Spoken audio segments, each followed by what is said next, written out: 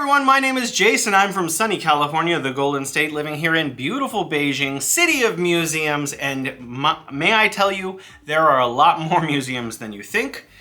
It has been said, especially last year on a lot of YouTube videos, China is collapsing. There were a lot of these videos saying things like, China will collapse in 30 days, and they got hundreds of thousands, if not millions of views, to the dismay of anyone who understands anything about economics or China. And then most of that proved to be unfounded. China's still here. So what would one expect if a country were collapsing? Certainly you would expect a recession, an economy on the brink, difficulty manufacturing things, difficulty exporting things, or a currency that's spiraling out of control with inflation perhaps. So I want to talk about the data and why all of these videos that were made and that maybe are still being made and that will be made in the future probably are mostly just clickbait nonsense. So let's just take a quick look at World Bank's calculation for total economic growth from 2013 to 2021, wherein China's economy accounts for 38.6% of all growth in the world. So that means more than 1/3 of all growth that happened in the entire world was just China. Obviously, that's a lot more than the G7 countries who have much slower growth rates year on year. What about EV sales? That's the newest thing. It's the new kind of car that everyone's diving into. Did you know that China accounts for roughly half of all EV sales? One country out of roughly 200 countries, half of all new EV sales in the world take place in China. Certainly that's not a sign of a slowing economy.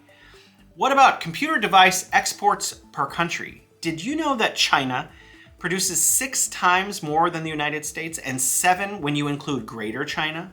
7 times more computer devices are produced as exports in China than the United States. China is the largest exporter of electronic devices in the world. Does that sound like an economy on the brink? What about the consumption of rare earth, the market for rare earth? Did you know that China is more than 60% or roughly 2/3 of the entire market for rare earth minerals? For those of you who know what I'm talking about, your phone, your computer, all kinds of doodads and gizmos are made with rare earth. So this was in 2021, according to Statista. Is an economy on the brink importing and consuming 2/3 of the entire rare earth mineral market if it's not exporting gizmos and doodads? Doesn't sound like an economy on the brink. Fortune magazine 2021 named 143 countries being members of the Fortune 500 global companies. The United States had 122. Now, I'm not trying to come down on the United States, but China clearly has more of the top tier companies in the world than its near peer competitor, my home country, the United States. So does that sound like a country on the brink? Certainly not. Gaming. Tencent is the global leader in gaming, according to Statista. Telecommunications. Huawei is the global leader in telecommunications, according to Statista.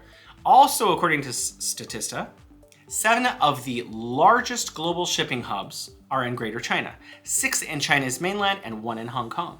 Does that sound like an economy on the brink? It doesn't sound like that to me, because imports and exports must be enormous if 70% of the largest shipping hubs are in one country. You would think that country's economy is certainly doing well.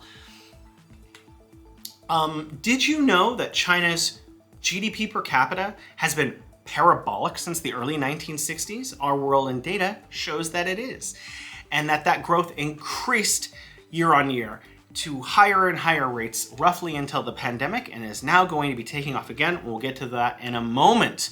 But many of you are saying, Jason, you're talking about 2021, you're talking about 2022. What about now? Okay, well, travel during Chinese New Year, the largest annual migration of people in the world, doubled this year over last year. 2.1 billion trips were taken. I took 2 of them. this year, as opposed to 1.1 billion last year. Now, of course, a lot of you are going to say, well, that's natural. They're coming out of the pandemic restrictions, and so that they are traveling. Yeah, they are. Exactly. Thank you for making my point for me. Other me who's disagreeing with me. Visual Capitalist also shows that China is now a leading member of the RCEP, the Regional Comprehensive Economic Partnership, which is the largest trading bloc in the world. So someone might say, the world is moving away from globalization and this is bad for China. That is clearly incorrect. When the RCEP just came into existence and its value in terms of a percentage of the global economy is roughly double the entire European Union combined. It is a much larger trade bloc. It is a larger trade bloc than any other trade bloc in the world.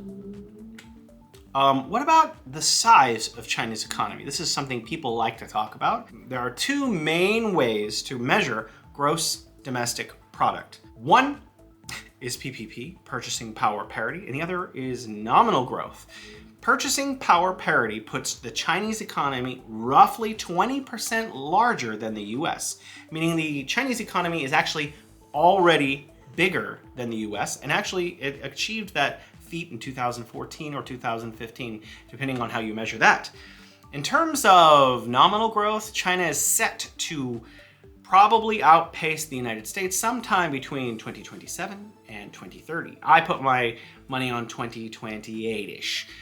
What about the forecast for GDP growth and gross domestic product growth in 2023? Well, numerous global economists and think tanks have weighed in on this, and one of the most important ones is the IMF.